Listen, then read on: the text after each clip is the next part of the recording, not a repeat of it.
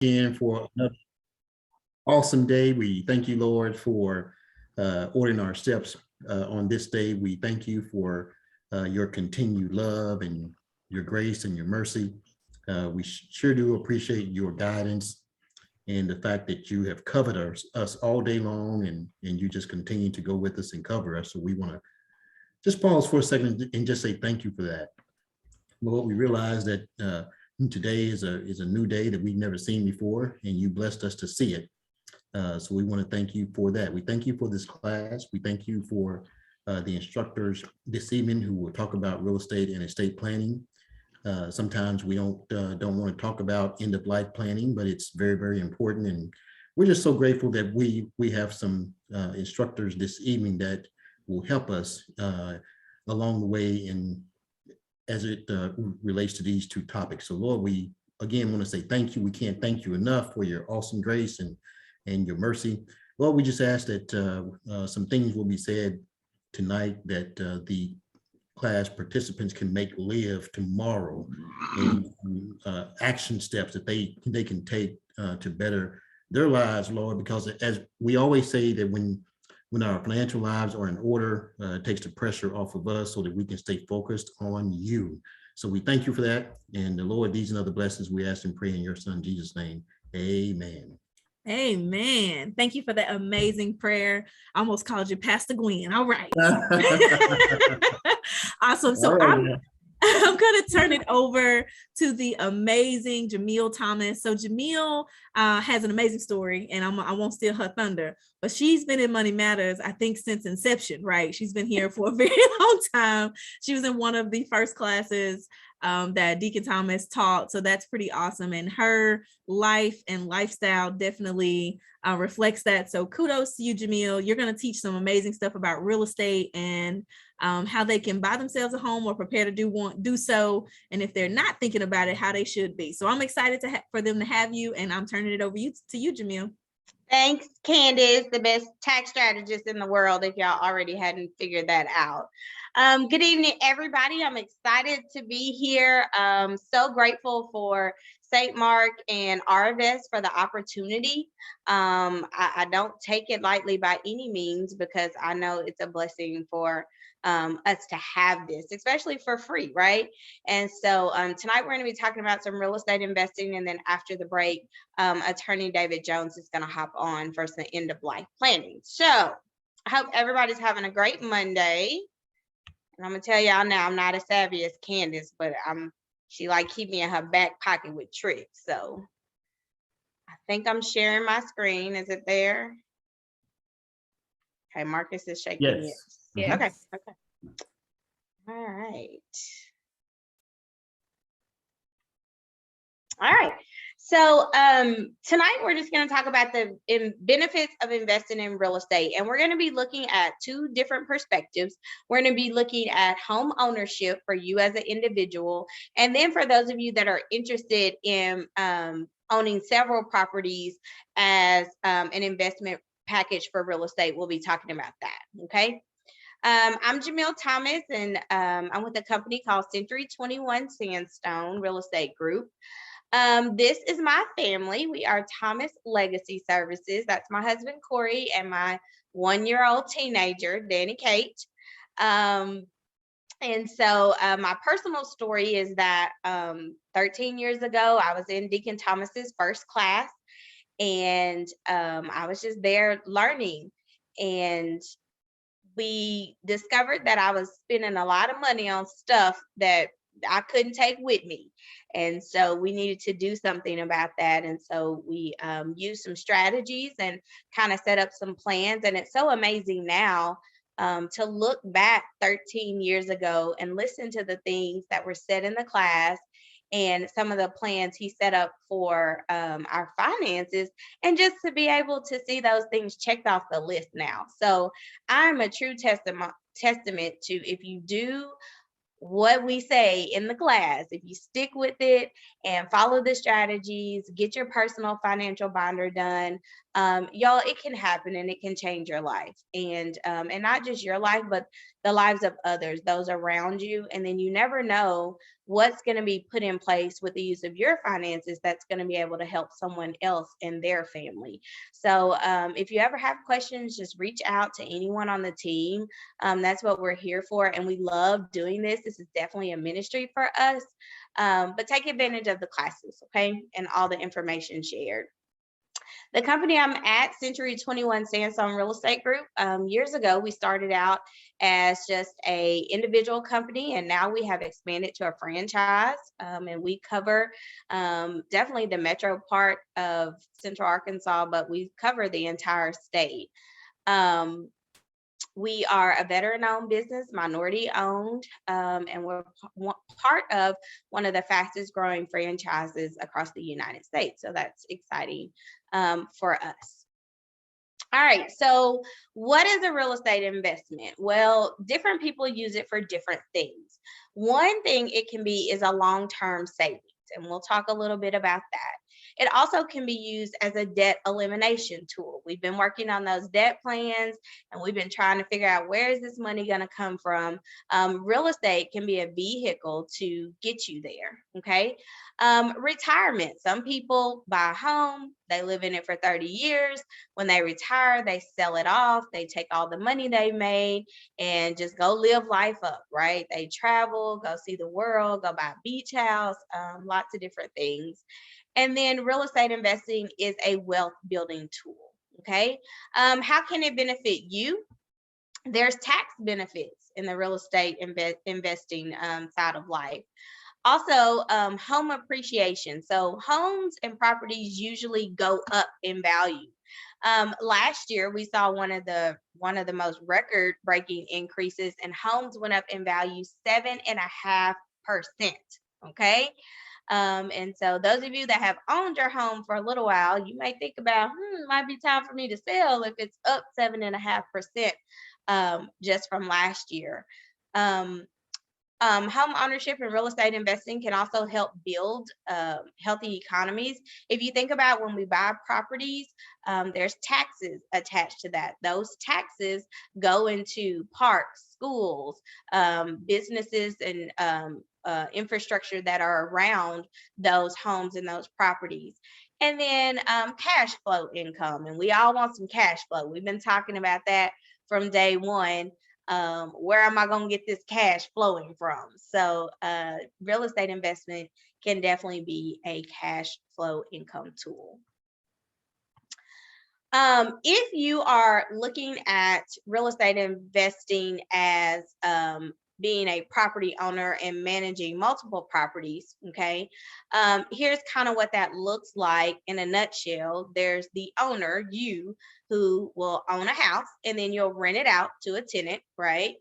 And the monthly payment that that tenant is paying not only pays the mortgage that you have a relationship with the bank with, but it's also putting a little extra money in your pocket. So we'll be talking about that as well. All right, here's a house.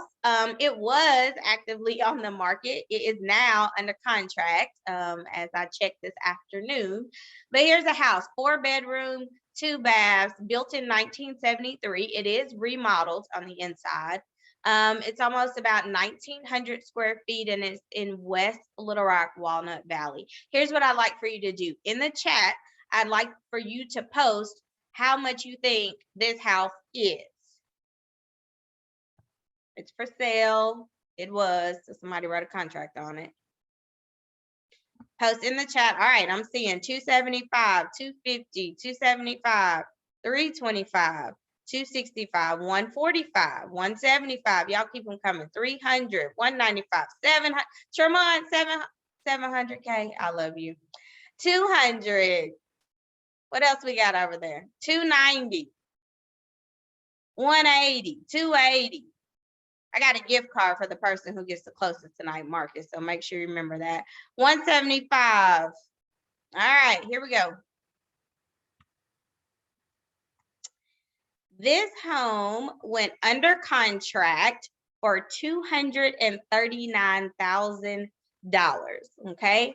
To kind of put that in perspective of where we are with the market, This house was actually listed on the market for $205,000. It received 21 offers, and the highest offer was $239,000. So if anybody wants to ask me how's the market, there you have it. With looking at current interest rates and of course, just kind of depends on what your credit would look like. This home would be about $1,400 a month on a mortgage. Okay. Now let's talk about rent versus buy. All right. Some of you are renters right now. I don't know what you're paying, but if you're in a house, I'm pretty sure you're probably paying close to maybe one of those amounts that we just saw for this home, depending on size. But to rent that actual house would be about $1,800 a month. Okay.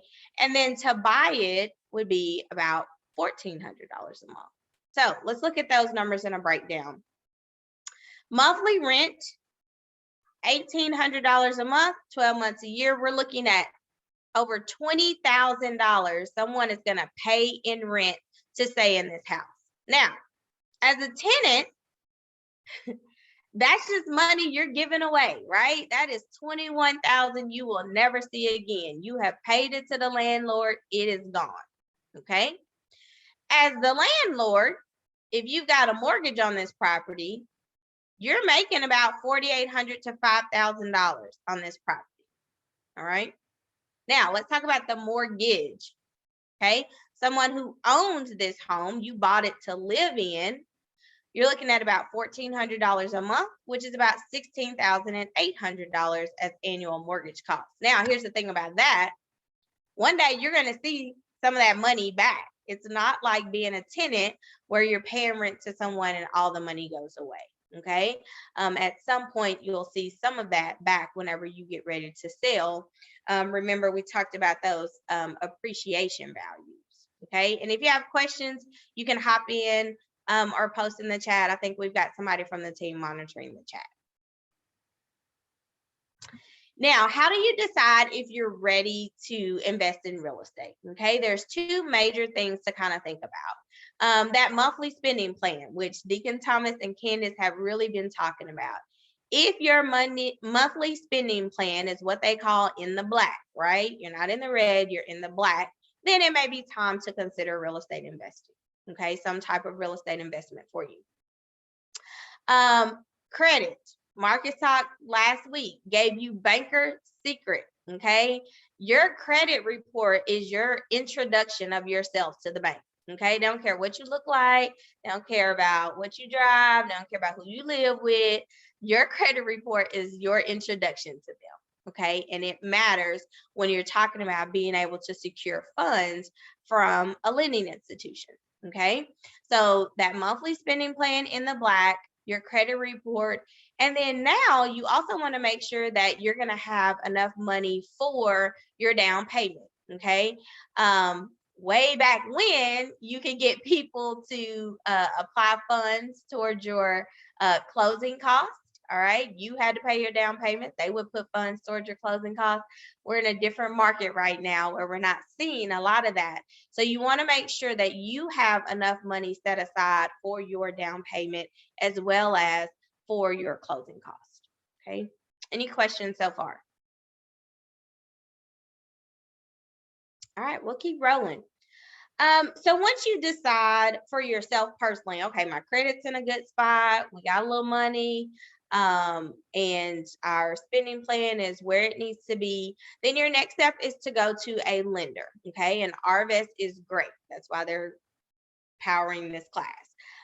You go there to your lender and they're going to look at all your information and they're going to decide how much money they will give you, which is called your buying power. They're going to say, based on this information, this is what we feel comfortable with giving you. And I think Marcus talked last week about looking at your credit report to see how much of a risk you are for the bank to give you money.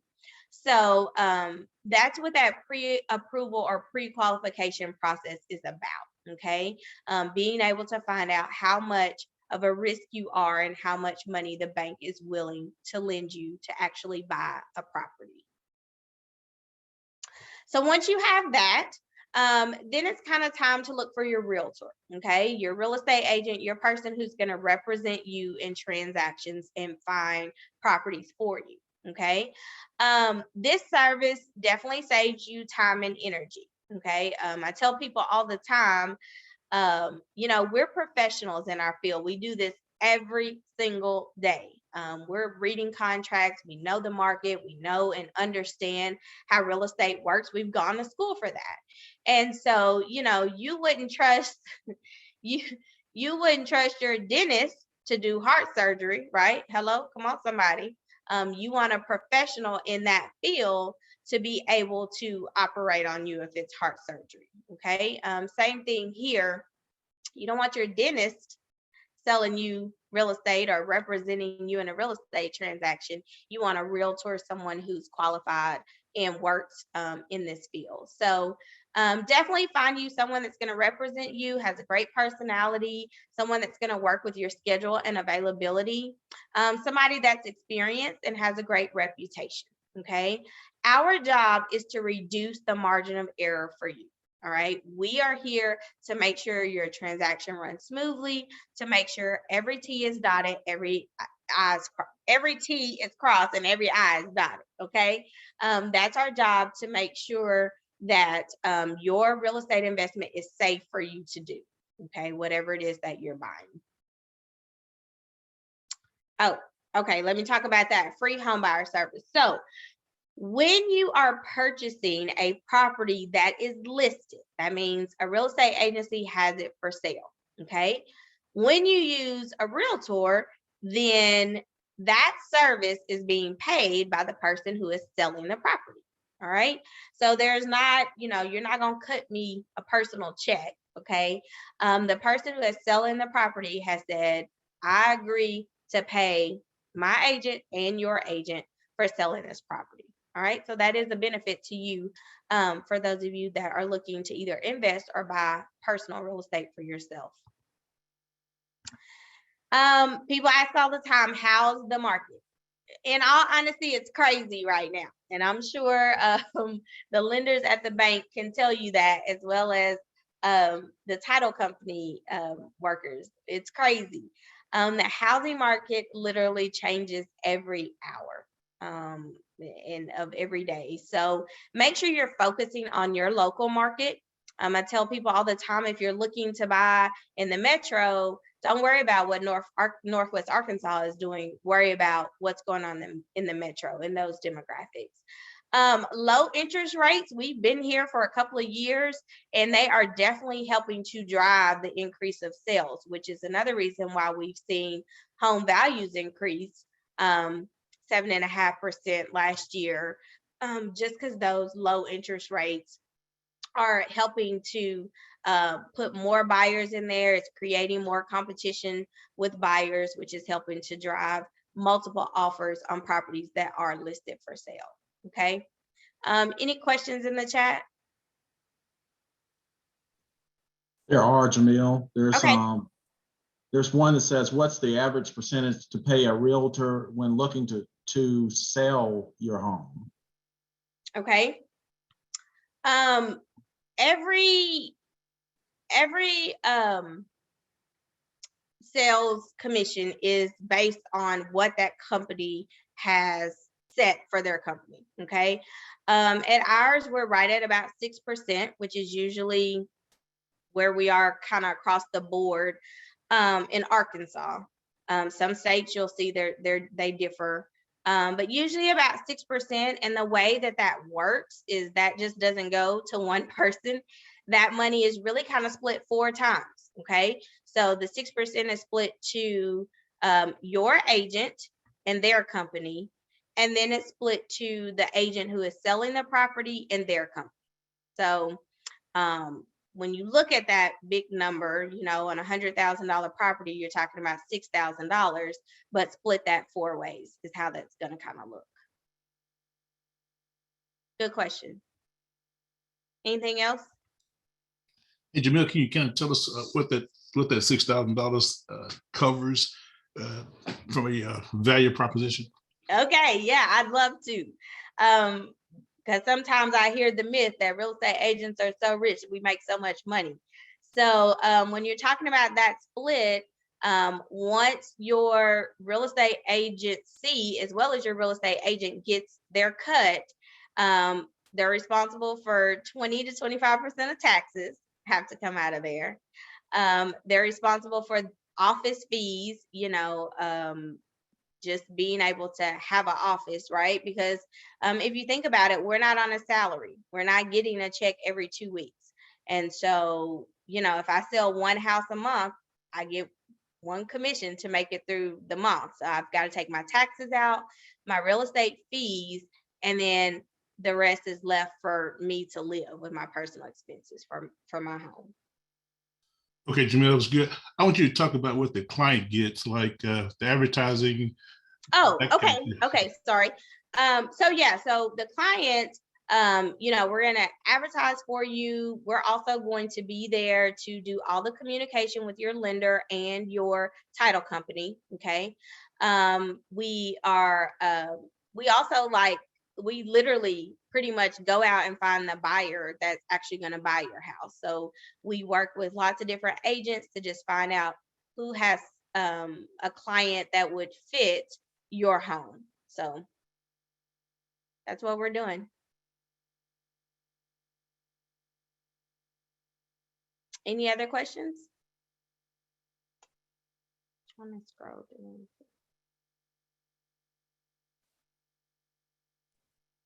Not Okay, at this time. I think we're Okay. good. good. We'll keep rolling. So that's the market.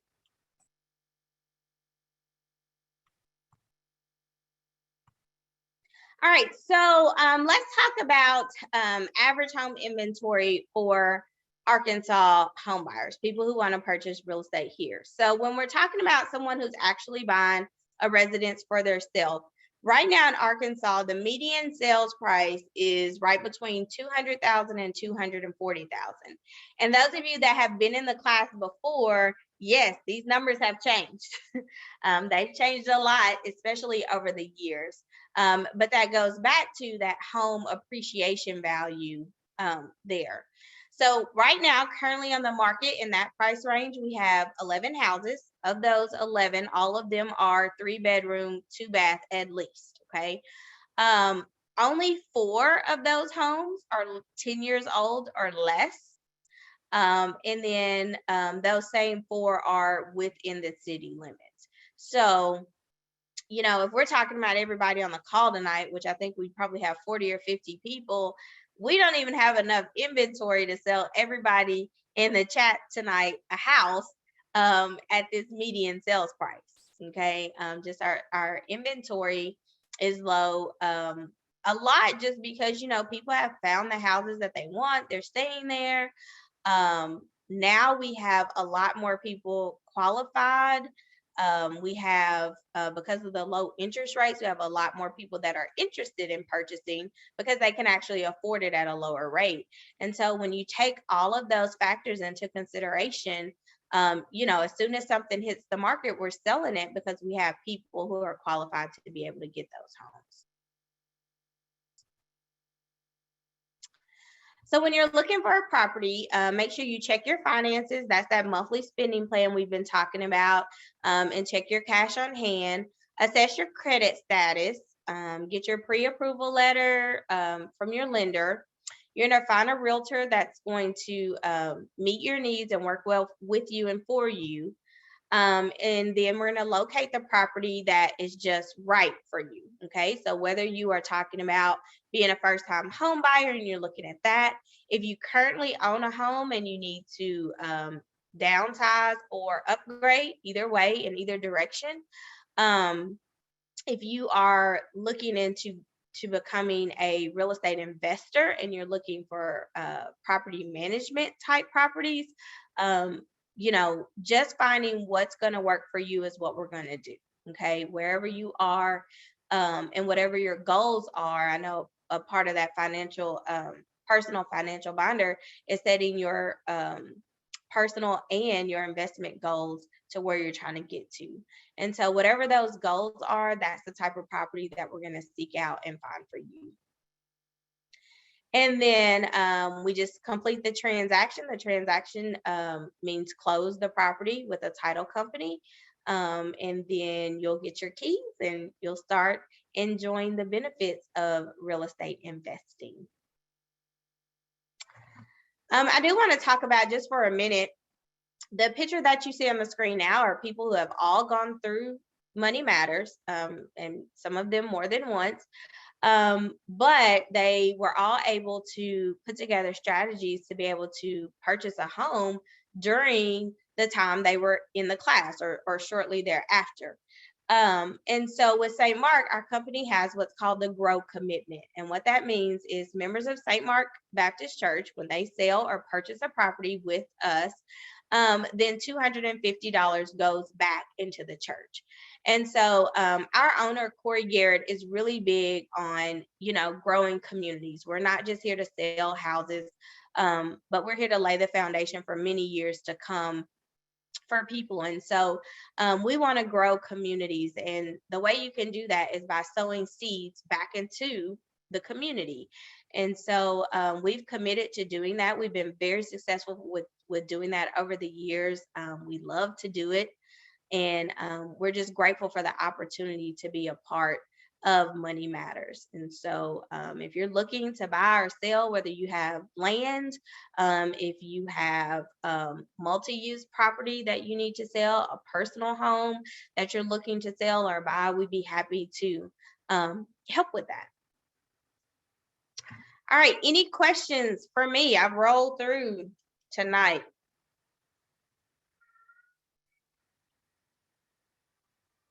I'm checking the chat for questions while I'm here.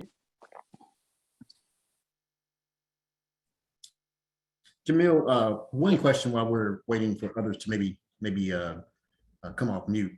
When you say that the one offer on the house received, or the one sale received 21 offers, can you put that in context for us? What's normal? Is it normal to see home sales so far above the asking price? It is not normal. In my 13 years of doing this, it has not been normal. Usually, on average, we're getting maybe 2 to 5 offers on a house. But that goes back to just what I said about the lenders having low interest rates right now. So many people are able to take advantage of those. And so it's kind of like, obviously, for every property we have, we've got 21 people who are approved to buy. And we have one house. And so that's kind of where we are with that. It's not usually normal for us. We're grateful to be in this space. But we definitely do have more people qualified than we usually do. That probably also speaks to the fact that, home ownership is such a nice investment too. Yes. Yes. That's good. Thank you. No, I think we have some questions in the chat. Okay.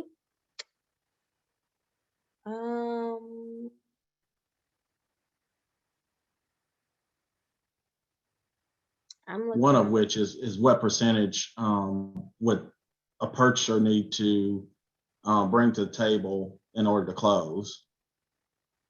Okay, that's a lender question. Yeah, so it depends. Typically about 5%. Although there are some other programs out there. There are some first-time homebuyer programs out there that can assist you with your down payment. So there are down payment assistance programs out there that can help you. So the best advice that we like to give is to just get your money right, get your credit score right first, and then come and sit down and talk with the mortgage lender, and let's let the mortgage lender lay out all the options that are available to you individually, because there are several programs out there that can help you. And for those, everybody doesn't, may not need those programs. So it's a myth that you need, 15 to 20% down in order to purchase a house. That is not true. You can get into a conventional mortgage for as low as 5% down. So, and again, if you're a first-time home buyer, even less than that.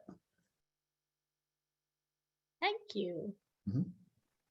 I've got a question here. I think this came directly to me. Is it a good time to try and buy a home, or should we wait?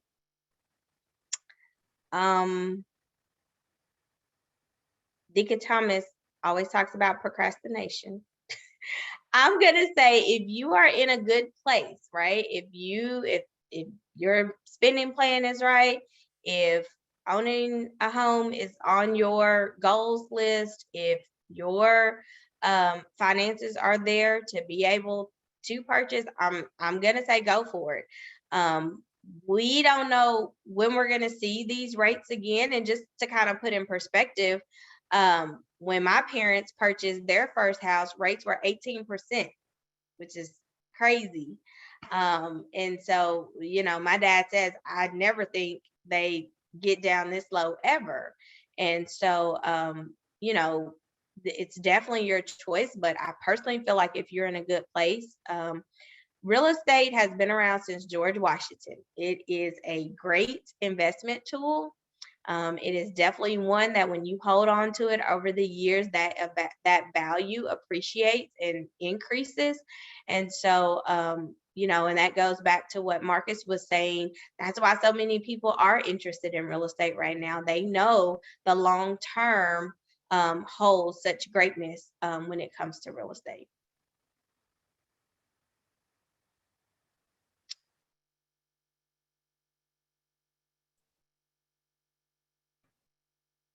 I think that's kind of close to what the last question was. What percent do you need for down payment of a home? I think we just kind of addressed that.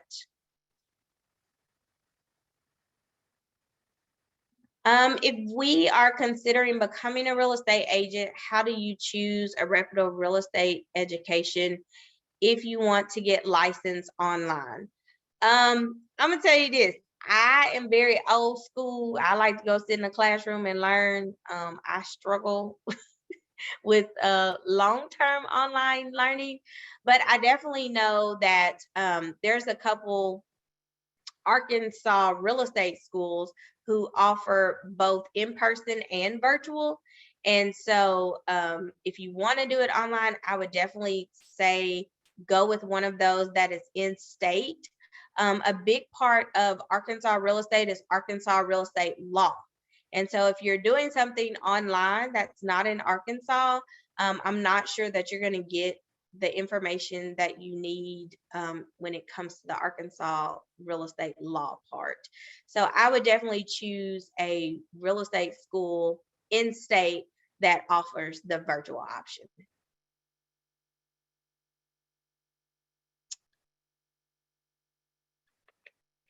Marcus, this is for you. Is insurance required for all mortgages?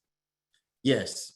So the bank is going to require that you maintain insurance throughout the life of the home loan. Obviously, the bank wants to protect its collateral, and so it's really important that you maintain insurance. And usually, the insurance is part of what we call escrow. So when you make your monthly payment, part of the servicing company's responsibility is to pay or collect for the taxes, and they'll disperse those taxes out at the appropriate time during the year for insurance and for your annual homeowner's policy, and then also for your taxes.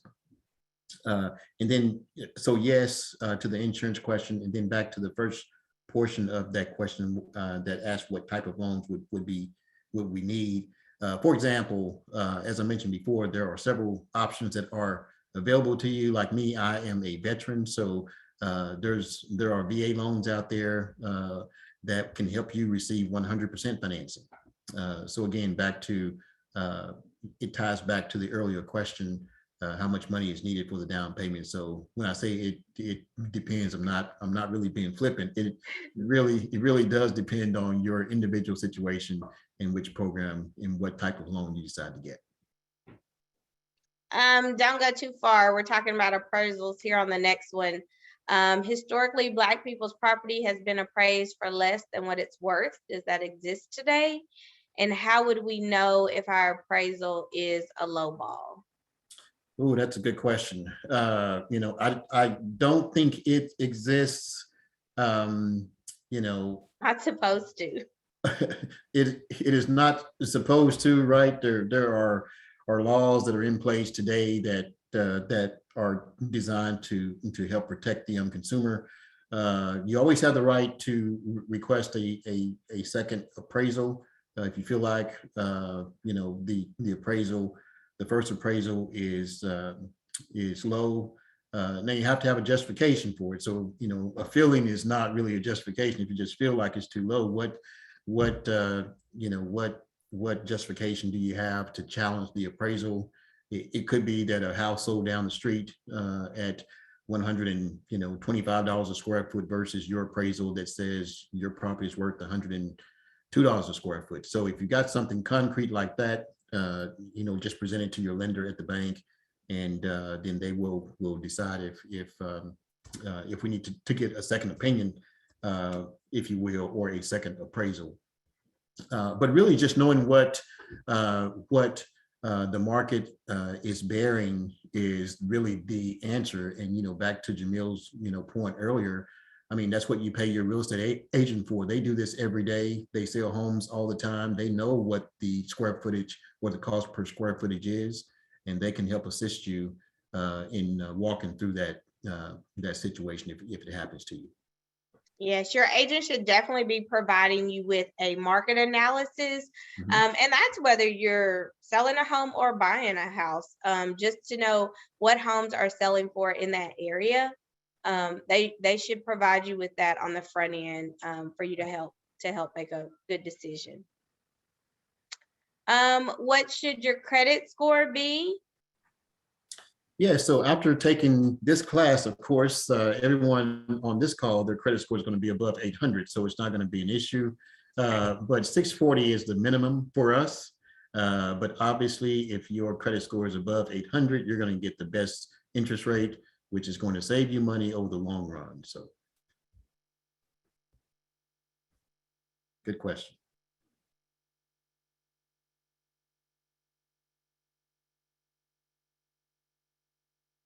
Marcus, this is a question for you as well. What does it mean when someone says you can take the equity out of your house and use that to purchase an investment property? Yeah, so if you, for example, as Jameel mentioned, real estate is a long-term hold for most people. So when you purchase property, the value is X. And if the economy is doing what it is supposed to do, then 5, 6, 7, 10 years down the road, your property is going to be worth more 10 years from now than it was when you purchased it or than it is today. And so what happens is, as you are making your monthly payments, your balance on the loan is falling. And so your balance is getting smaller, but your home is appreciating. So it's gaining more value. So as you pay your loan down and your value keeps going up, there's a gap there, and that's called the equity in your property. So what a lot of savvy borrowers do is, over time, they will take the equity out of their home, or the amount that the difference between what they owe on the home and what it appraises for, and there's some percentage of that the bank will loan you. So they take the equity, if you will, out of the home, and they either invest it in stocks and bonds in the stock market, or they purchase a second property, or sometimes it's an investment property that they can rent out and get income on. So that's what it means when people talk about taking equity out of their home to purchase an investment property. Over time, you build that equity up because you're paying the balance down, but the value of the property is rising in most cases. And I think we had another question that was asking, how can you get the equity out of your home? And I think you've kind of answered that.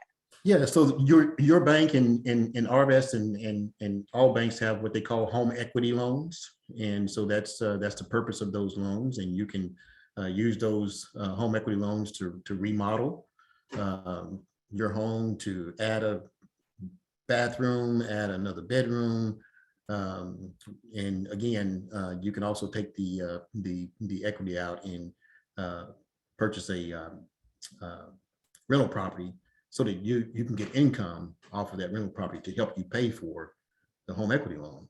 And in some cases, even your first mortgage. So Marcus, let's kind of talk about that real quick. So let's say I took a home equity loan out on my property. Does that mean now I have 2 mortgages? Yes, so you'll have a first mortgage and then you'll have a second mortgage for the home equity loan. Okay.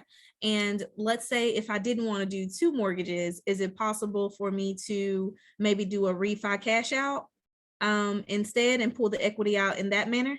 Yes, so there's an option for you to refinance your first mortgage and take the additional cash out and end up with one single mortgage and one payment, one monthly payment. Okay, that sounds good. So I used a lot of fancy words. Let me just say what I said again. Okay. So a refi cash out, what that means is, let's say you owe $50,000 on your home. And you got your home appraised and your home is actually, and this is just example, simple numbers. Let's not say it works this way, but let's just use this for example. Okay. So I owe 50,000. The house is worth 100,000. I can refinance my home at 100,000. I'll have a new note, a new mortgage, but that other 50,000 comes in my pocket as a cash.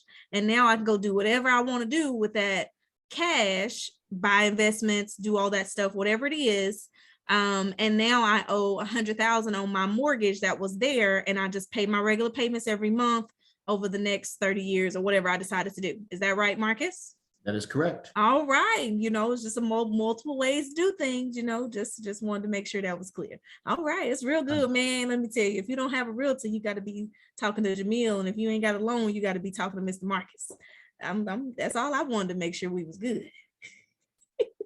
Valuable information, guys. I'm telling you, people pay for this information. You guys are getting it free. And so really, really good information. If you'll just put to use half of the information that we're sharing with you, guys, you're going to be great. You're going to be great. Yeah. I think there's one more in the chat. This kind of circles back to the appraisal question. Someone asked, was there a fee for the second appraisal with that?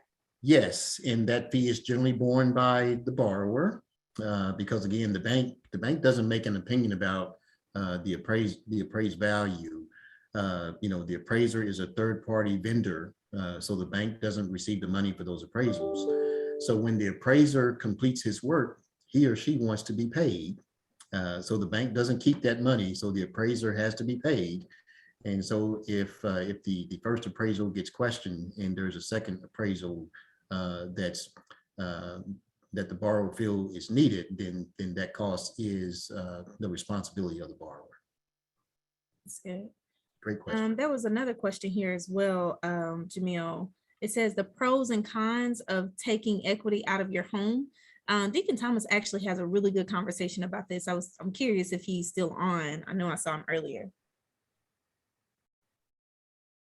He might have stepped off. So this is what I'll tell you. So I would say, and this is kind of what I learned from him. He said, Candace, if you have a home, right, you got a mortgage, and let's say you have equity in your home that you're just sitting on, he calls that dead equity. That means you have money sitting under your house that you are doing nothing with. That's how I interpret it. Okay. So if my house is worth 100,000 and I owe 50,000, if I don't pull the equity out and something happens, well, it's dead, right? It's nothing I could do with it sitting under my house.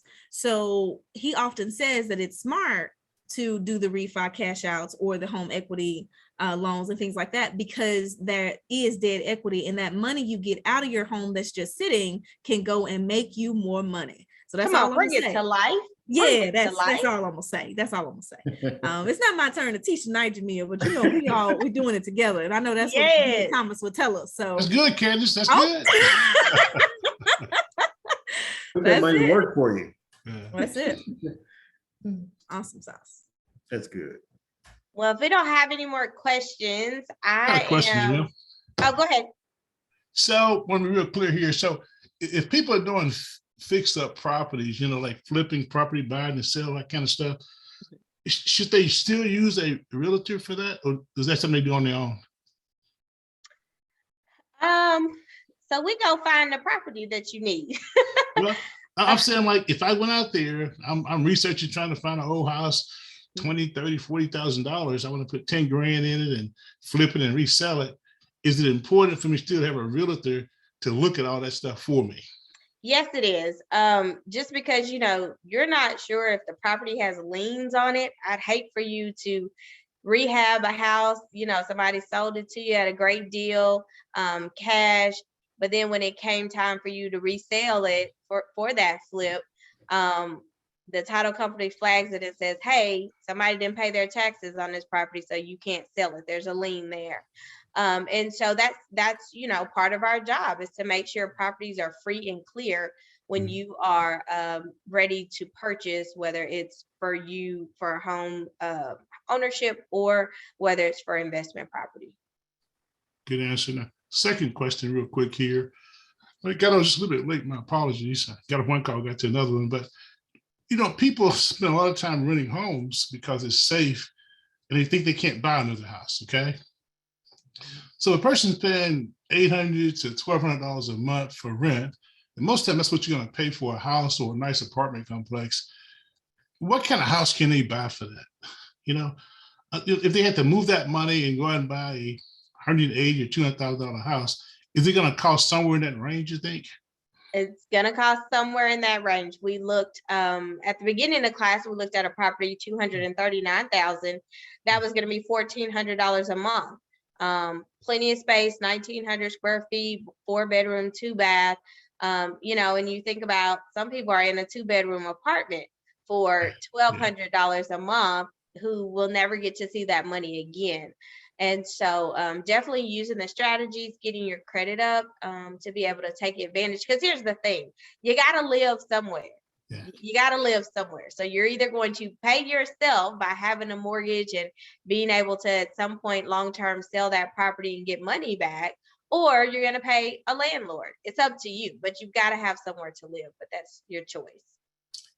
That's kind of the point I want to kind of close out on your session. Great session tonight too, is that, ladies and gentlemen, wherever you are, whether it's a $75,000 house, $100,000, $150,000 house, there's a house out there somewhere to fit your budget. Just think about becoming an owner, and you can get there. I don't care where your credit score is at. If you get with some of us, you've got issues or whatever, we can help you get that credit score where it needs to be. So don't be afraid to take that jump, because when you take that jump, you go from being a borrower to an owner, and that's a great feeling. And we encourage every person in this call, if you don't own your home right now, start working on a game plan. I don't care if it's 12 months, 18 months, or 24 months from now, you can get there. And like Marcus said, I think their score is right 640, but there's some other options out there too that we can work with you on. But we love Alvarez. They do a great job on the mortgage side. They got a big, huge center over there off of John Bear.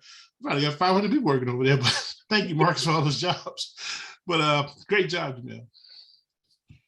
Thank you. Any other questions in the chat? Or you can unmute yourselves.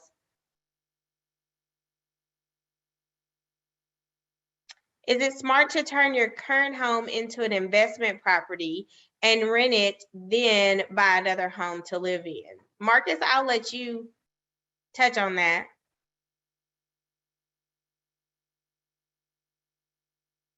There we are. Come off mute there. So there are a couple of things we've got to be careful of in this question. Number one, your primary home receives kind of some special considerations in terms of programs and things like that. So when you start talking about investment property, you could move over into a business loan if you're not careful. So, you might flip it around. You might occupy your primary house and then buy a rental property just to keep everything aligned properly and so that you're getting the best rate and the best terms on your primary mortgage. you know, it is possible, if there's not a mortgage owed on the property, then, you know, obviously your options for utilizing that property are a little bit wider. And because there's not a bank sort of looking over your shoulder, you can kind of manage that property however you want to. But if there's a mortgage on it, just be careful if it's your primary residence. And Well, then and don't on that forget point, about your strategies and options. Oh, sorry, David.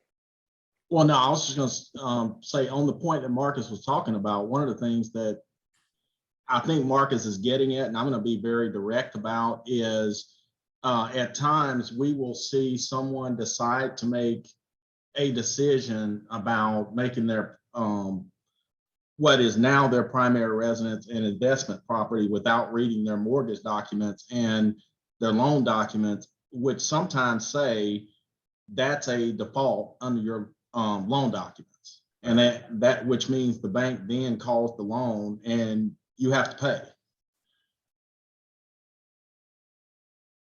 Well put, David.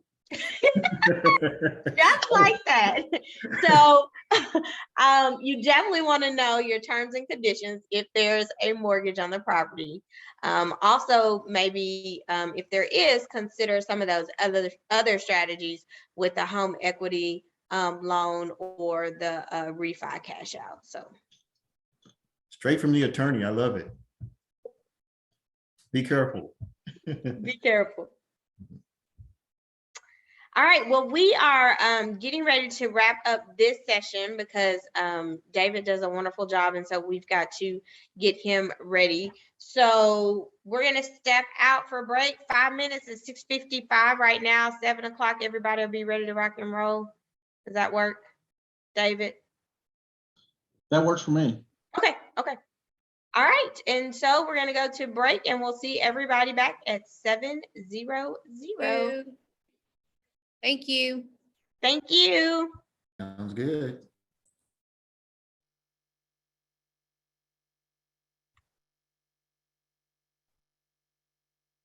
Thank you, guys. It is great to be with you.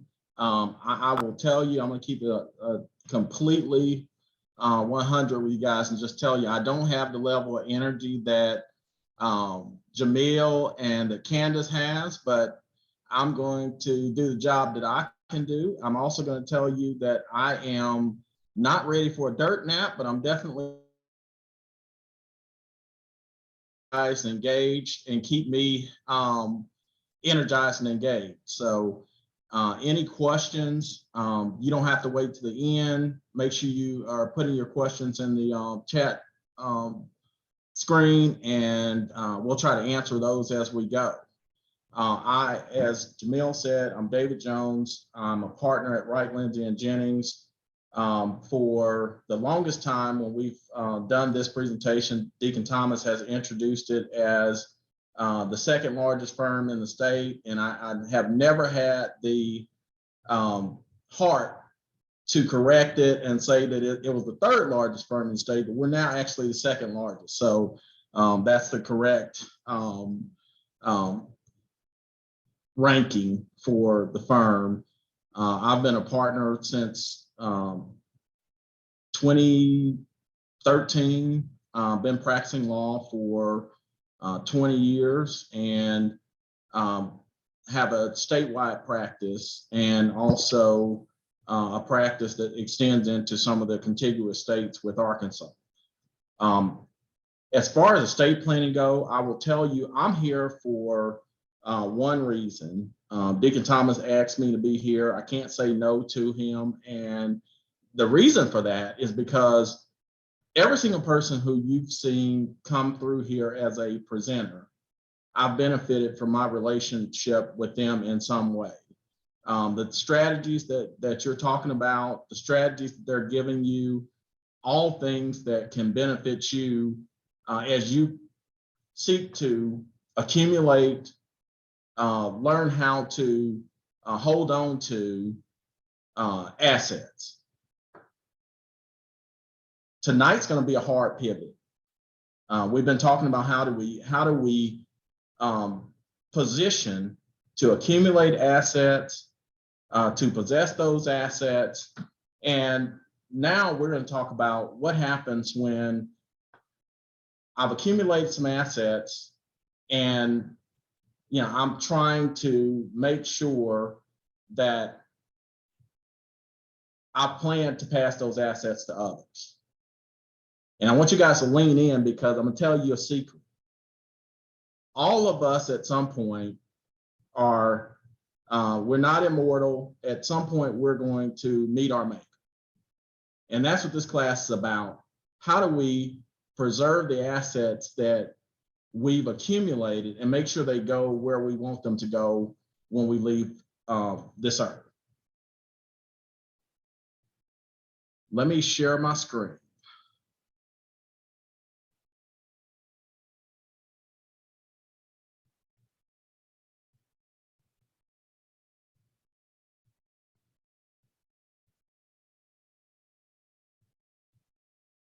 Okay, can you guys see my screen? Yes. Yes. Okay, awesome. So we want to plan and preserve. This is going to be an overview of estate planning. Estate planning we could talk about for a week and we couldn't cover everything and every device you can conceivably use to as part of your estate plan.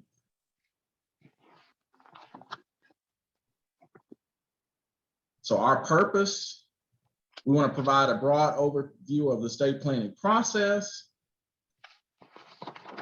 And we made some assumptions. Those assumptions are at some point you're definitely going to face mortality. And I say it every time, I'll say it this time. I have a friend who says, you know, I've never seen a hearse with a luggage rack. So you can't take it with you. It's not, when you leave here, the assets that you've accumulated are not going with you. And even if you, and you know, we see some of the historical figures who have buried treasure with themselves and things like that, even if you bury it with you, it's still not going with you. A whole new meaning. Look like Jones got his walking papers. Yeah, there you go. Up to the morgue, up the hill to the cemetery. Whew. I tell you what, Claude, you were right when you said what you said. You said we wouldn't never get out of this place. And you were right. You said the only way we're gonna get out of here is through the morgue and the cemetery. And you were right. But we right here, right now. Yeah, I remember I son. We next. I mean, let's be real. We next. We on deck. That you like baseball, we on deck. On deck for what? For what? That upper room. Okay, so the thing that I'll tell you is this. It doesn't matter, and I think that you probably have realized that over the time that you've been here on this earth, it hasn't mattered whether someone's a really good person. It hasn't mattered how young they are. It hasn't mattered whether they have children or don't have any children. It hasn't mattered how healthy they are. You can have a Peloton in the basement. None of that matters when it comes to mortality, because at any given time, any of us could be called home. So how do we then prepare for the possibility that, and the unpredictability of the fact that we might be called home at any point? And I mean, this is biblical. We all know, we don't know the not the time nor the hour. Day or hour. And if you have gotten this information, I put it in the chat before, participate in the survey. Let's get into it. Do you have a will, a trust, or other estate plan?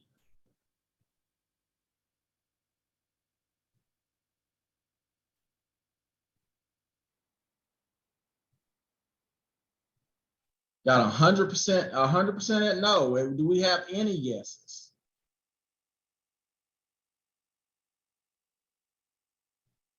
Okay, 100%. So we know that this class is, or this session is going to be hopefully helpful to everyone. And that when we leave here, I challenge everybody to go get an estate plan, talk to a professional, and take the steps to proactively try to put an estate plan in place. Hey, David, can I hop in real quick? Yeah. I just want to let everyone know that, so there's an interactive presentation that David has, which if you click that link, then that's going to allow you to participate. I know some people are answering in the chat. So David, we did have some yeses in the chat. Oh, okay. Okay. But just awesome. make sure if you want to be a part of what's on the screen on the survey that you answer via the link. Right. And I, on the chat, I'm not monitoring it really closely. So please participate through the link if you can. Okay. So this is closer to what we typically would see as part of the class, which is that there are some who have either heard of or started the process or done some estate plan. Okay, so we're now at 75-25. That's closer to what we would typically see. Okay, so what is an estate plan? Your estate plan is going to be just instructions for how you want your assets, your property distributed among your heirs at your death. So, and someone would say, so what are my heirs? Your heirs are the folks who are going to receive something from you at your death. Those are the folks who are your heirs. Or as some would call it, heirs. A typical estate plan can include drawing up a will, setting up trust or a trust or more than one trust, gifting property in a manner that is designed to work together to most effectively and efficiently distribute your assets. Okay, has anyone discussed estate planning with you? I know that I should have some yeses on that because we have some who have at least started the estate planning process.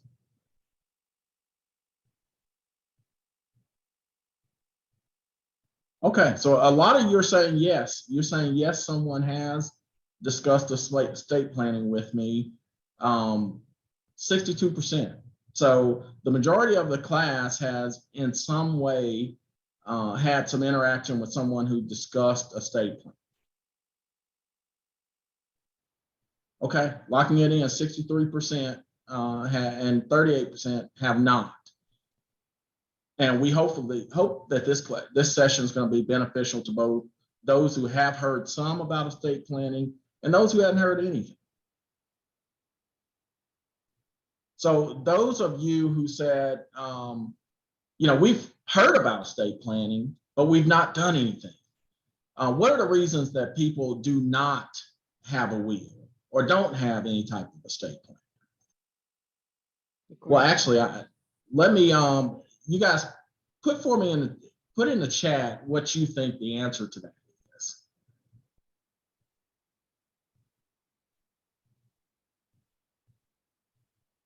What's your best guess for why people or you do not have a will or don't have an estate plan?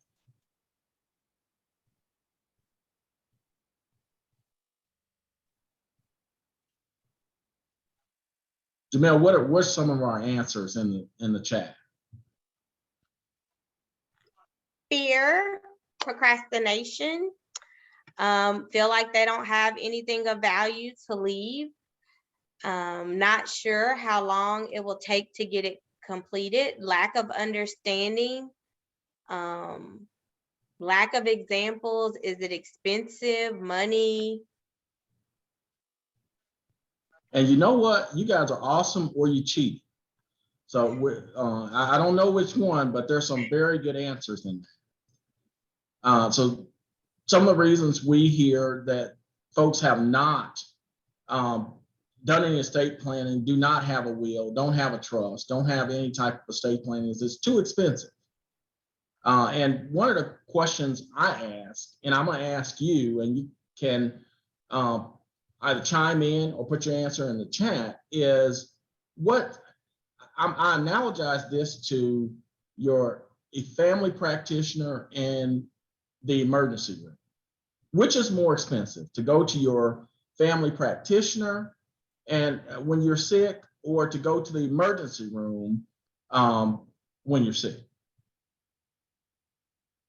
Or to go to your family practitioner for preventative health care versus going to the ER when you're on your deathbed or really ill.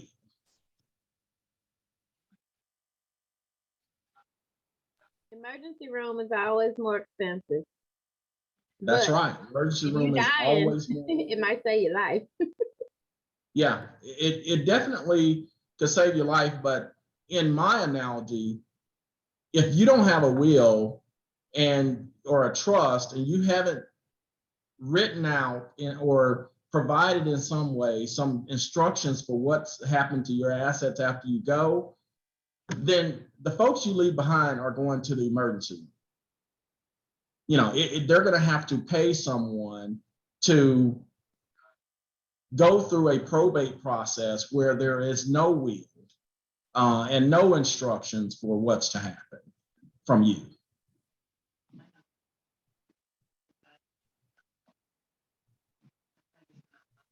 Okay, nothing to transfer or distribute. I think I heard that answer. And going back to nothing to transfer or distribute, a lot of the folks who will point to, well, I don't have anything I need to transfer, I don't have any assets, I don't have anything I need to provide for, are the same folks who have a child. So they haven't left any instructions for what they want to, or who they want, to have custody of their child if something happens to them. They say, well, my spouse is going to be the one who takes care of my child if something happens to me. And the question I have for you there is, how often do you get in a car and drive across town with your spouse? Or how often do you get on a plane and fly somewhere with your spouse? And if something happens, there's an accident where something happens to both of you at the same time, then what happens to either your assets or your the folks that you have guardianship over, your children, or folks who are relying on you to provide for it? We've talked about this one plenty of time. I'll do it later. And I can tell you. Hey, David, before you move from that last comment you was talking about, I'm gonna give you a scenario. Two people get on a plane, they die. They got kids at home. So what happens to the two 401ks, the insurance, the home they own, the car, their bank accounts, if all that stuff isn't in a position where there's some directions? What happens? Well, if it's not in a position where there are directions, then it goes to probate, and it's going to be a much longer probate than if there are instructions for what's to happen. And somebody's going to be left to sort out in accordance with a state statute what's going to happen or who gets priority. So regardless of how old a person is right now, that small estate planning piece is very, very important to have in place, isn't it? Absolutely. Absolutely. And I can tell you, I've had in one particular instance that I think of often, where I had a young couple who came in who was starting a business, and they got all the documents in place for starting their business. The business was doing well, And, months later, business doing well, they have minor children, and they were driving across town in a car and were in an accident, and it was a fatal accident for both of them.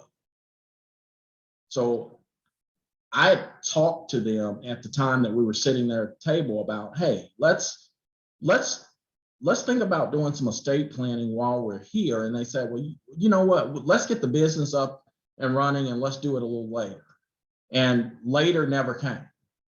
So I encourage you to not procrastinate, to go ahead and seek out either assistance or direction for how you get your estate plan started. Thank you, David. I've had that happen 4 times in my career, and it was a very sad time. So it's just kind of special to me when you get to these particular areas that people understand the importance of it. Okay, thank you so much. Absolutely. And that was a good question. Okay, folks think, well, it's all going to my spouse anyway. So, I don't need to do any planning. My spouse is going to get it. And we'll talk about later about why that's not necessarily true. But we've also talked about the fact that we often get in a vehicle with our spouse, drive across town. We often, probably not me as much as you guys, go on vacation with our spouses.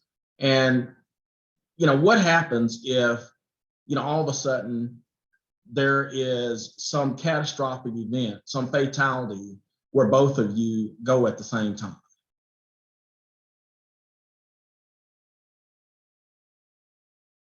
And then there are those folks who are planning to be part of the rapture. I know that probably at least three people on the chat are planning for that. And I'm here to tell you that unless your name is Pastor Pointer or Deacon Thomas, you're probably not going to happen. So let's do some planning. Let's go ahead and stop procrastinating and plan to be a part of the rapture. David, we've got a question in the chat. Yes.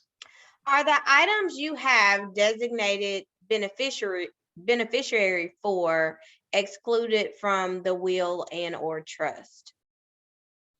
Yes, there are certain items that you can designate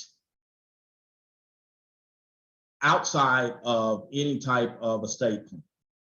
So Deacon Thomas was talking before about a 401k.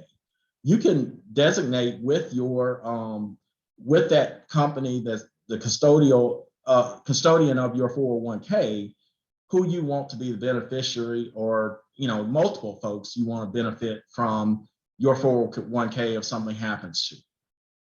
And those designations pass that to those individuals outside of an estate plan. So absolutely you can do that. On a bank account, you can designate a POD or pay on death beneficiary with your bank. That can pass outside of an estate plan, or if you have a joint account at the bank, it can pass it outside of an estate plan or an estate. So there are ways to pass certain things outside of an estate plan. Insurance would be another example of that. However, a lot of times you will have scenarios where you have spouses who are going to be traveling together without the kids, and you've designated the spouse as your beneficiary on your 401k and things like that, because you're thinking the spouse is going to be there, the spouse will take care of the kids if something happens to me. If something happens to you both at the same time, you have minor kids or minor children, you cannot, you're not going to be able to pass that to your minor children simply by making them a beneficiary on the instrument, or with your bank, or with the custodian of your 401k. You're going to have to do some estate planning, because otherwise what's going to happen is that's going to go to court anyway, and then a guardian is going to be appointed to take control of that on behalf of them and help them steward those funds. Okay, so what I heard you say is that yes, there are avenues where they don't require a will, but an estate plan is going to allow them to ensure that it's covered, even if the beneficiary is involved in the accident or goes away at the same time. Absolutely. Okay. Absolutely. And it's always, I think, and I hate saying always, but it's almost always would be preferable to have some type of will or other instrument in place, because it's too easy to miss an asset that you were trying to pass outside of your estate plan, or to have, you know, the person you designated as your beneficiary go at the same time as you, or go before you, and you just hadn't gotten around to changing the designation. And I know Deacon Thomas can speak to some of this, but that happens often, where you just haven't looked at those documents in a long time, and you haven't changed the beneficiary, and that person's been deceased for 3 years, but it's still your beneficiary.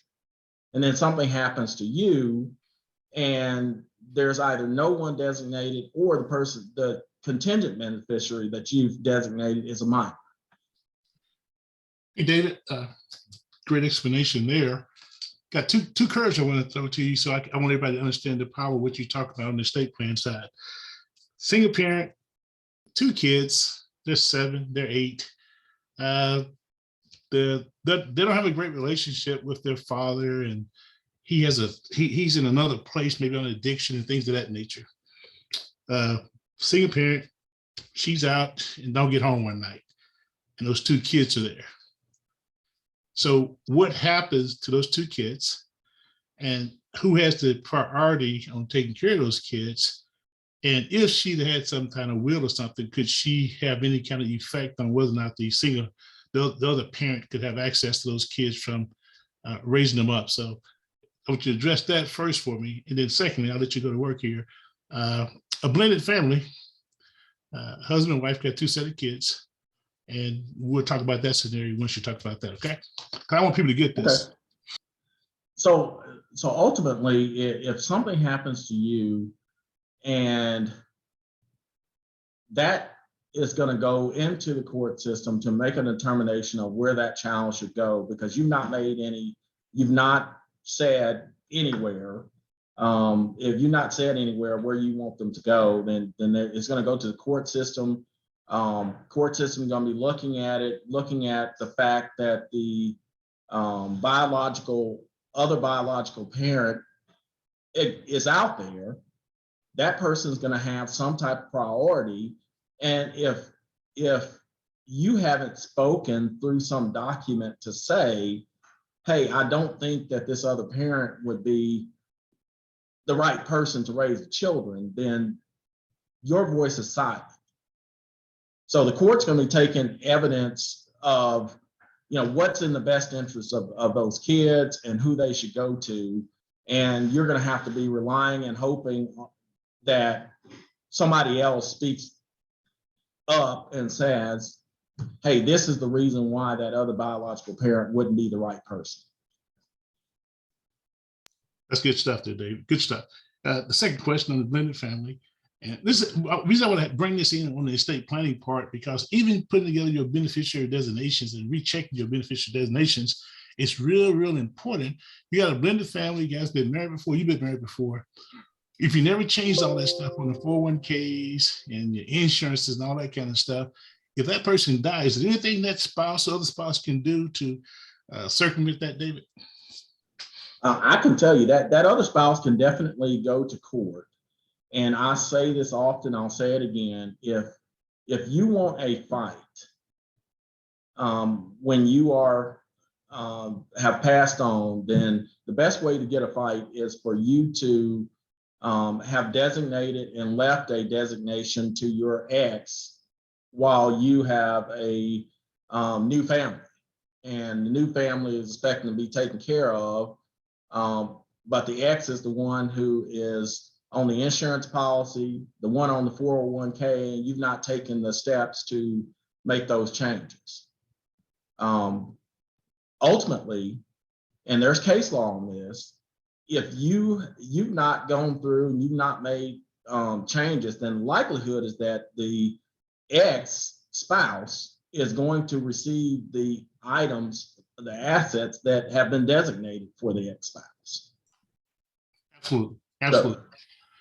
So in closing my part, David, now every last one of you guys on this call, I've been telling you to fill out that financial binder, because all the stuff we're talking about, it's gotta be in that financial binder, and somebody gotta know where your stuff is located at. So make sure you take this class tonight as a warning that your financial binder is very, very, very important for people to know where your stuff is at and how they can get to it, everything. Thanks, David. Yeah, and that raised a great point, Dick Thomas. The great point here is this. There are points in time when you need to look at, even if you have an estate plan. There were some of you who said, well, I already have an estate plan. Even if you have an estate plan, it's a document that moves and changes as you reach certain milestones in your life. You experience certain life changes like divorces. And there are certain points in time when you need to pull out your estate plan and you need to look at it, and you need to look at that, not only your estate planning documents, but also your insurance documents, your life insurance documents, your bank accounts, and other assets, and make sure those things are designated to go to the individuals you want them to go to. Because ultimately, don't make no mistake, if you leave that to the wrong person, the likelihood is that person is not going to raise their hand and say, listen, I understand, my ex wasn't planning to give that to me, I'm gonna give it back. That doesn't often happen. Usually the way it works is that there is a long drawn out fight over the current spouse saying that was an accident, the documents didn't get changed, and the ex saying, no, we were still friends. He or she had great affection for me and intended to leave those assets to me. So if you're the ex, then maybe remain silent. But if you are the current spouse or you have an ex-spouse, then it's something to look at. Okay, what are the other reasons people don't have a will or an estate plan? There's some people who they take pleasure in the fight. They want to see the fight. Or they even if they aren't going to see the fight, they know it's going to happen if they don't take some action to indicate where they want their assets to go to. And the question is, subjectively, if you don't have an estate plan, is that what you want? Is that what you're asking for?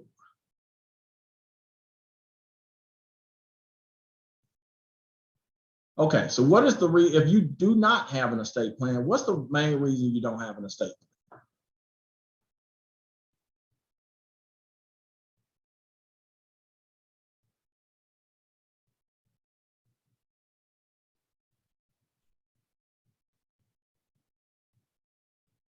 Oh, other.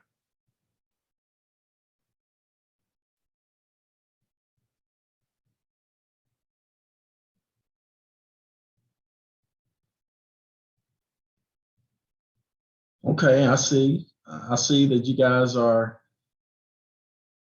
lot of you guys think there's plenty of time left to get it done later.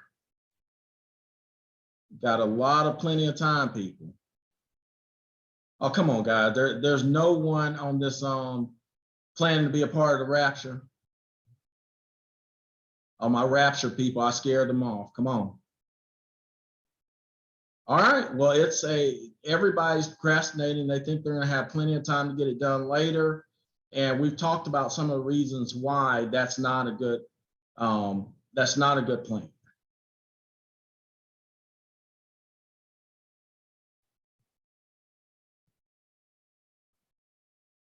Okay, we already had people vote on this. Have you ever had someone you know die unexpectedly? So you can't have both, guys. You can't think that you have plenty of time, and at the same time, everybody in here has said, I know someone who died unexpectedly. Those two things they're incongruous. They can't go together. So if you know someone who's died unexpectedly, you can't then also think, I have plenty of time.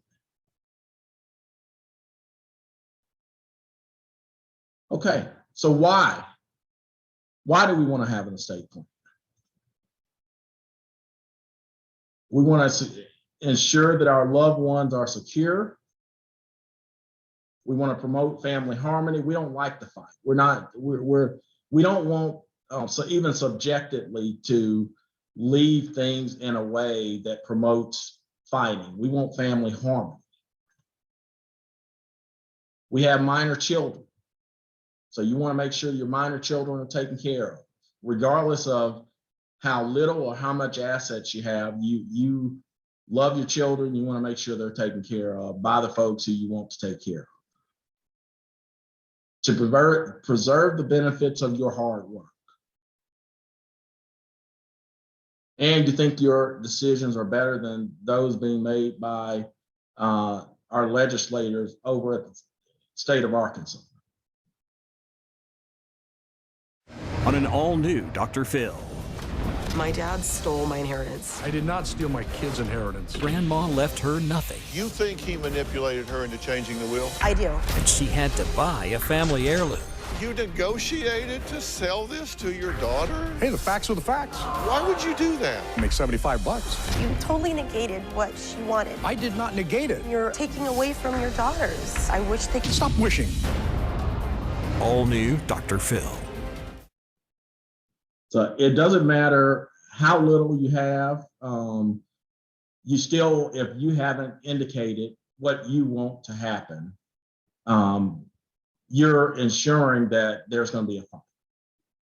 But I can tell you, ultimately, what happens in those instances is folks start showing up, and all of a sudden, there are conversations you never had. Someone was told by you that you wanted them to have all the silverware, and you wanted them to have the piano and all of the jewelry and things like this. And these are conversations you've never had, but you have at least 3 people who have had the same conversation with you where you told them that's what you wanted them to have. This is a picture of the Griffin family from the early 1960s. This is John Griffin here in the middle. In 1943, he formed his own company, Griffin Industries. In 2010, the company was sold for $840 million. Now, John had 12 children. Today, 7 of those children are involved in a bitter and costly legal fight over the family's estate. None of the children in this Griffin family photo could have predicted how ugly things would be 50 years later, with sisters and brothers barely speaking, walking out of a federal courthouse and preparing for trial. How much money is at stake here? Well, there's a lot. Attorneys Kent Wicker and Janet Jacobowitz represent 4 of the Griffin sisters who claim their 3 brothers cut them out of the family inheritance. It is a tragic story. It's tragic that something like this would happen in this family. Okay, so guys, even it doesn't matter how little you have, it doesn't matter how much you have, there can be fights about what the asset that you're leaving behind and where you want them to ultimately go. I want to make the point on this slide. Did anyone notice who the only folks who smiling in those clips were? I'll tell you that, you know, I am. Go ahead. Who were the only folks smiling? The attorney. That's right. It was the attorneys. And there's a reason, I'll tell you, there's a reason the attorneys are smiling. Because there is a big payday on the other side. And that's what happens when either you haven't put an estate plan in place, or you don't have an effective estate plan in place. You can always have, there is always the possibility of a fight. But what an estate plan does is minimizes the possibility of a fight, because you've said in a clear way what your intentions are with regard to your assets and the folks that you're leaving behind, who you want to provide for. Are there any questions at this point?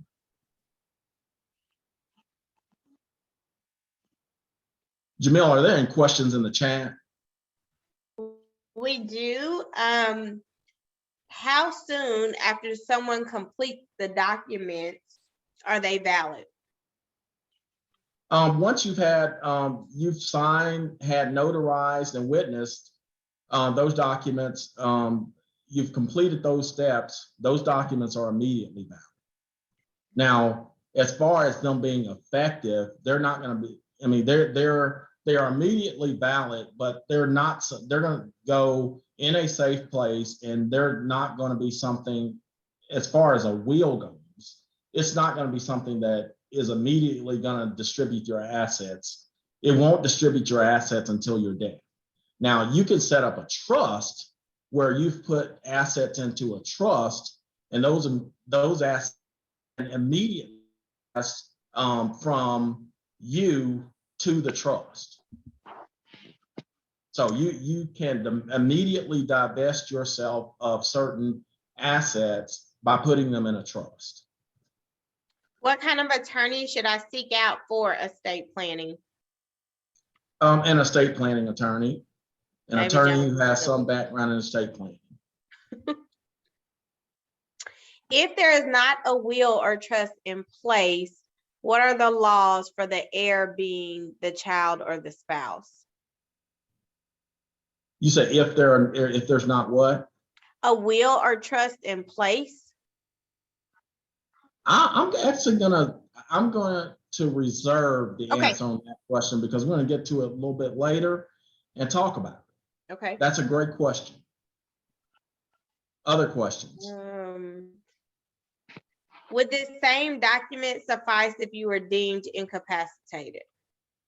We're also going to talk about that a little bit later. It's a bit of a different document.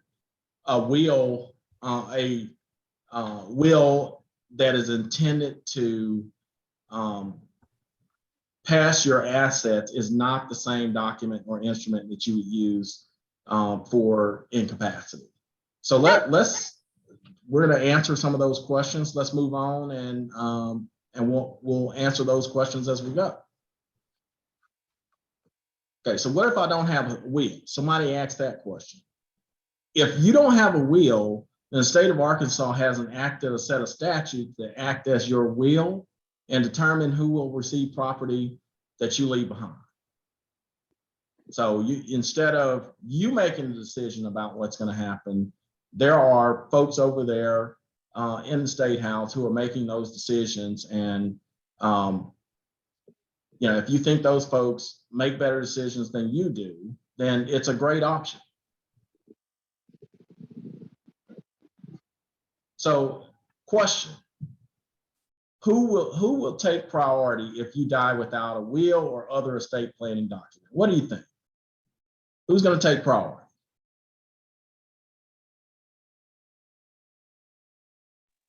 The probate. Is it going to be your spouse, your children, or the state? Who's going to get priority? The state. Right. Okay, so we got 10% said my children, and then 91% are saying the state. So this is the exact reason why you want to have your own instructions about what's to happen, because you don't understand what's in that state statute. If you're saying it's the state, then unfortunately that's wrong. A lot of people, I'm surprised, because a lot of people actually think it's their spouse, and ultimately, if you have minor children, it's the minor children. That's who's going to take priority. So it's not going to be the state, it's going to be your minor children if you have minor children, and then your spouse. There are some limited circumstances when your property can pass to the state, but that is if they can't find anybody who is related to you to pass the property to. Okay. So if I'm going to do an estate plan, what are some of the instruments that I can put in place as part of my estate plan? Can be a will. We've talked a little bit about that. Power of attorney, a living will, healthcare power of attorney, a trust, guardianship. Okay, so power of attorney. What we've talked a little bit about a will. A will would be a document where you're passing your assets to individuals. And then let's talk about what a power of attorney is. Power of attorney would be a legal document where you grant others the power to act on your behalf. You can state that it only becomes effective when you're incapacitated and unable to communicate your wishes. So this document would allow you to designate someone, give them the power to act on your behalf. And I'll tell you, there are situations where it doesn't necessarily have to be incapacity that would be a reason for the power of attorney to become effective. I have a brother who travels abroad periodically, and I have his power of attorney. And because I have that power of attorney, it allows me to pay his bills, to make financial decisions that he's unable to make, or to take actions he's unable to take while he's overseas. Healthcare power of attorney. So healthcare power of attorney is going to be more specific.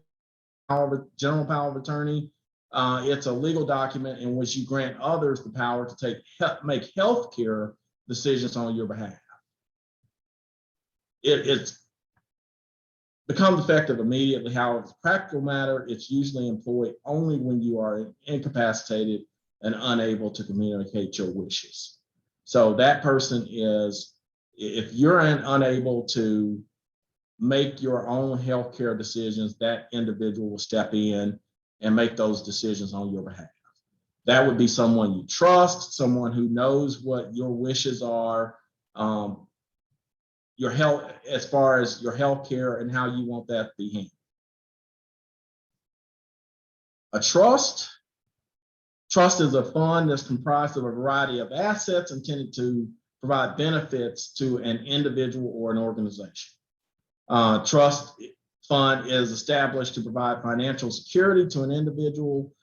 Most often that's going to be a child or grandchild, or an organization like a church or a nonprofit or other charity.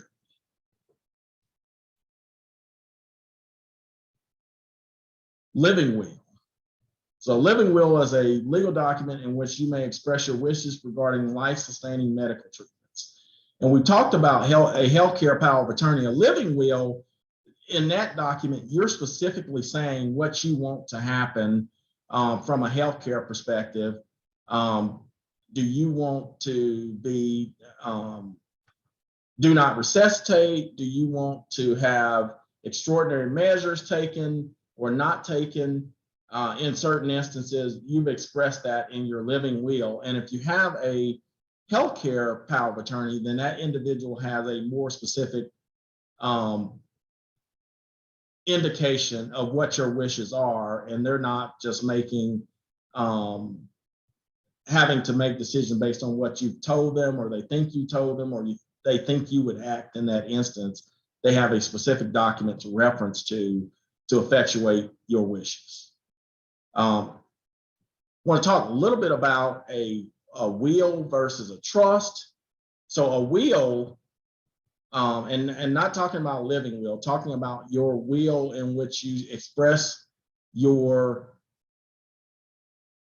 desires, intentions for your assets at your death. Typically, a will pass those assets immediately. So if you say in the will, I want for my car to go to Cousin Steve, then Cousin Steve immediately gets the car. You say, I want $50,000 to go to my adult son. Adult son immediately gets the $50,000, and there are no strings attached to it. You can express wishes in your will for what you want them to do with it, but they receive those assets, no strings attached, and you don't get to really, you may, have indicated what you want to happen, but you don't get to dictate what happens. A trust, on the other hand, allows you to control over time how those assets are used and by whom they're being used and at what pace they're being distributed. So a trust may have a pool of assets that are invested in some way, and they're sitting there for a period of time until, if you have minor children and you intend for your minor children to go to college, and you've expressed that some of those trust assets would be used for their college education, that allows you to say, to dictate, that's what it's going to be used for. And it gets distributed to the college, typically by someone who is appointed as the trustee, someone you've designated as trustee. And you can even designate that, you have children, but they're not going to take anything from the trust. The grandchildren take from the trust, or their education is provided for in trust. It allows you to control what happens with those assets for a long period of time, and specifically a lot longer than a will would allow for. I mean, when you're talking about a will, I know there are not a lot of things in life that I know with certainty, but I do know with certainty that if I were to give my college-age son funds right now, that is probably going to go into a car. And maybe that's not what I want those funds to be designated for. So maybe I put it in a trust, and I say that these funds are not going to go to my son until he reaches a certain age. Or I think that he's too immature for whatever reason to have those funds right now, and that they're going to get blown on something that would be even less productive than a vehicle. So I can say that until this person, my son, reaches 30, or until he reaches 25, or whatever age I think is going to be an age of maturity for him, he doesn't get any of those funds. Or I may want to say, I'm not going to give him any of those funds until later, for the specific reason that I want him to establish himself as a working and productive adult before he then has outside funds to rely on that might make him unproductive as an adult. Okay. I want to run through briefly some free resources that you guys might find helpful. On the Arkansas Bar Association Young Lawyers section, at times we'll have a Wheels for Heroes event where they provide simple estate planning documents and basic end-of-life documents for first responders, police officers, firefighters, emergency healthcare workers, and their spouses and partners. This link to where you can check and see if and when the next event's going to occur. Let's see here. More free resources. Arkansas Legal Services Partnership provides free self-help forms as a service to low-income Arkansans. Those interactive forms include answers in lawsuit, child support termination, collection agency stop contact letter, debt late penalty removal request, debt validation request, that debt validation request to an original creditor. And these are things that you've talked about earlier in some of the other sessions. Guardianship for a minor, identity theft letter to credit bureau, living will, name change for an adult, power of attorney for a minor, security deposit demand.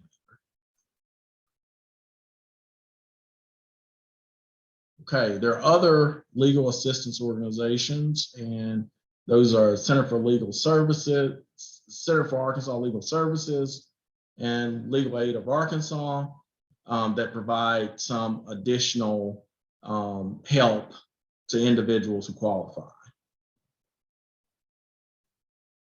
Okay, do we have any questions? Jameel, I don't know if there are any questions in the chat. I know I'm running close on time, but are there any questions?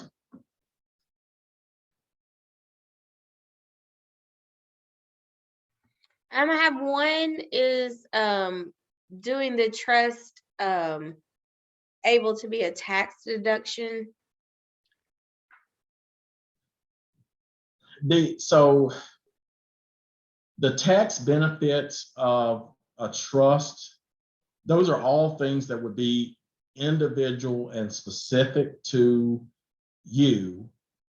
So in order to get that answer, you would have to consult with someone in order to know whether there's a tax benefit for you and what, I mean, ultimately, if someone comes to me and we're talking about what to do for their estate planning, part of that is tax implications. We're trying to minimize any taxes that you would be, or you or your heirs would be required to pay. And last thing we want to do is to take something that is a non-taxed transfer and make it taxed by doing something that is not effective. That's why you have to get with someone who actually knows what they're doing.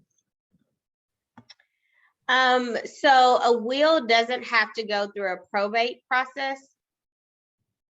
No, a will go through a will go through a probate process. So a will would be probated, and essentially the things that you've said in your will would be, then the judge would enforce those things and ensure that they happen. A lot of times folks get mixed up and someone dies and immediately folks start taking furniture out of the house and the vehicles are going to Texas and things. That's not the way it works. If you have a will, it's not a deal where reading out the will and handing things out. It gets probated and those items pass through that probate process. And that also ensures that the title gets changed in the way that it's supposed to get changed. And you don't have 100 years later, the property is still in the name of the ancestor who purchased it, and no one's ever made any attempt to probate anything or to change the title. And we can't do anything with it. We can't sell it because we don't have clear title. Other questions? Okay. Well, that's my time. I appreciate you guys, and hope that you've learned something. And thanks, Jameel, for your support, getting through the questions in chat. Great job, David. Thank you. You go ahead and do your stuff, share. Yeah, I am taking the share off now. Okay, good deal. So, kind of want to close out tonight with the homework. We do have some homework before the next class. Need you to take a look at all your life insurance, what type of life insurance it is, how much you're paying for it, and when you bought the life insurance. If it's term life insurance, something like that, it's going to have a termination date on it. So make sure you find out when that insurance is going to terminate, okay? you should take a look at your paychecks. Take a look at everything that's coming out of your paycheck from a benefit perspective. We're talking about life insurance, cancer insurance, disability insurance. A lot of this stuff you guys have probably already got because you fill out your financial binder, of course, so you probably already have this stuff. But when I say insurance, I'm talking about your car insurance, homeowners insurance, all your insurances. Find those things. We're going to talk about those things in the next class. Also, let's see here. Take a look at your retirement stuff. When I say retirement stuff, find out who's your retirement plan with, how much your employer is contributing to your retirement plan. Get in touch with your OPM office, that's Office of Personnel Management or HR, and ask them for a projection on if you stay with that company, how much your retirement is going to be from that company, okay?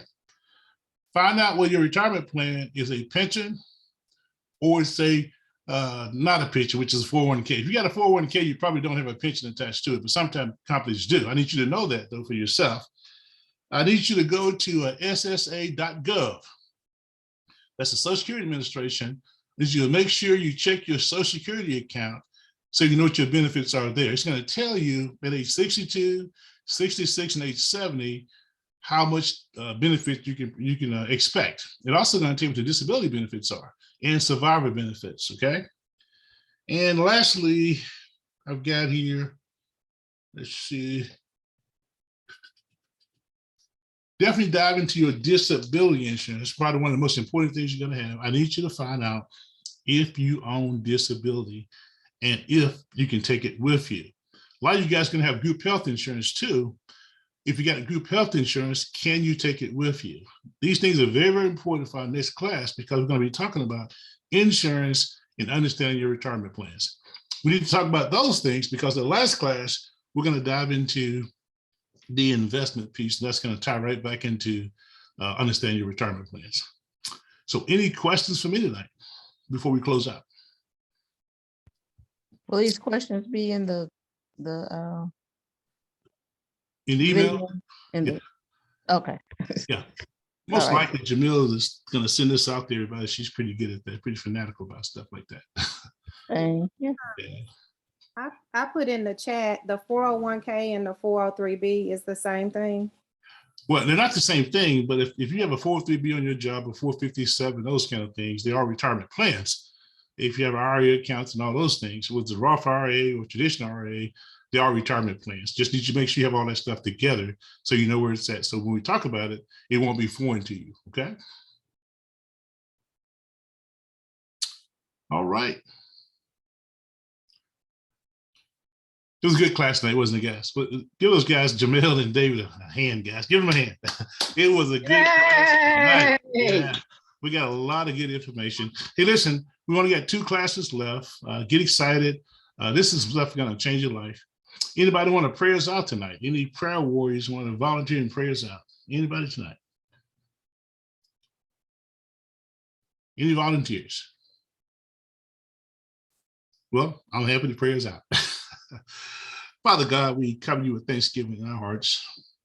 Thank you, Father, for the fellowship tonight, allowing us to unite and learn something different, life-changing things. Thank you for the instructors, Father, who set aside their time during this time. Father, we pray that each person is attentive to what they're learning, that they put these things into action each day. Father, we pray that they're sharing with others, because what we're talking about in these classes, Father, are life-changing. There's evidence over the last 10 years, Father, of the success these classes have had. We pray, Father, that you touch their minds, give them seriousness, Father, about what we're doing, because it can change their lives. Father, we're thankful for the St. Mark ministry, for the St. Mark ministers and discipleship program, Pastor Thomas and Pastor P are making this a priority. And we're thankful, Father, for the volunteers that have volunteered to take their time and teach this class. Father, we pray that every person that's at home right now, Father, that you dispatch angels around their home, Father. Keep them safe during this time, during this season of our lives. And we ask you to bless each and every last one of their families. These blessings we ask in your son, Jesus' name. Amen. Amen, brother. Right.